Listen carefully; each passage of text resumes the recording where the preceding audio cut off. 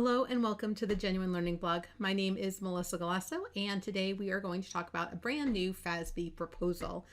This proposal is a pretty targeted proposal looking at a very specific area of focus related to equity securities that are subject to sale restrictions. And this is coming from feedback that the codification seems to be a little confusing. How a particular item is being interpreted leads to diversity in practice. So this was issued on September 15th and comments are due November 14th. So again, pretty targeted area, so pretty short turnaround time for our comment letters.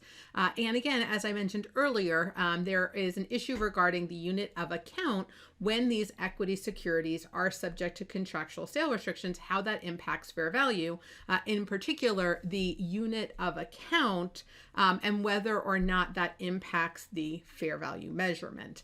And this specifically looks at an example. There's an illustrative example where there's interpretation differences there and whether the effects of the contractual restrictions that prohibit the sale should be considered in measuring fair value.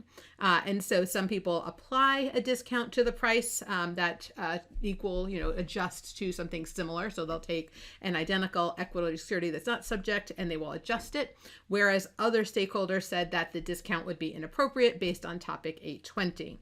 So first off, we do get a new definition. So they do define what is a restricted security here. This is an equity security that is not registered for sale with a national securities exchange or an over-the-counter market, either domestic or foreign, when other securities from the same class of stock are registered for sale with a national securities exchange or over-the-counter market.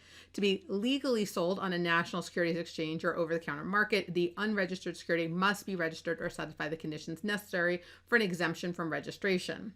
An equity security is no longer considered a restricted security if the conditions necessary for an exemption from registration have been met, even if the security remains unregistered. So as you can see here, we get a new definition and they make some changes in the verbiage here. So they clarify that a contractual restriction on the sale is not considered part of the unit of account for the equity security and therefore is not considered in measuring fair value. Now I will say this is not something that is consistent. So there are 7 people who sit on the FASB board and this was a 4-3 vote. So very slim margin here. So when we look at this, you might want to also read the basis for conclusions, because in the basis for conclusions, you can see the dissenting opinions here.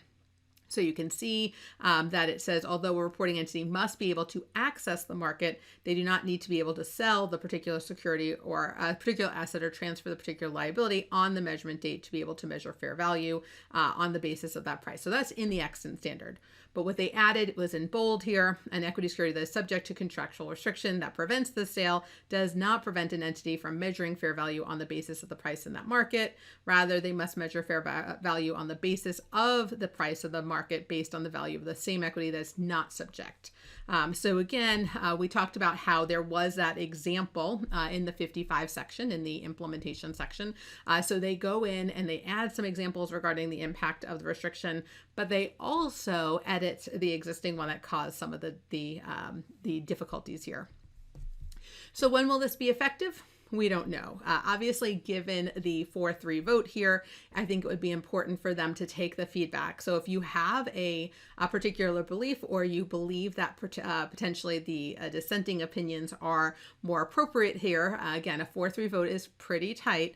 You do want to make sure that you give that feedback to the FASB so they can take that into consideration. Once they have the output, I think then we'll have a better understanding of the effective date. So this is a great opportunity to share your opinion on these restrictions and whether they should impact fair value. And again, the goal here is to reduce diversity in practice. All right, so that's a wrap for today's Genuine Learning blog. I hope to see you on a future blog. Have a great day, guys. Bye-bye.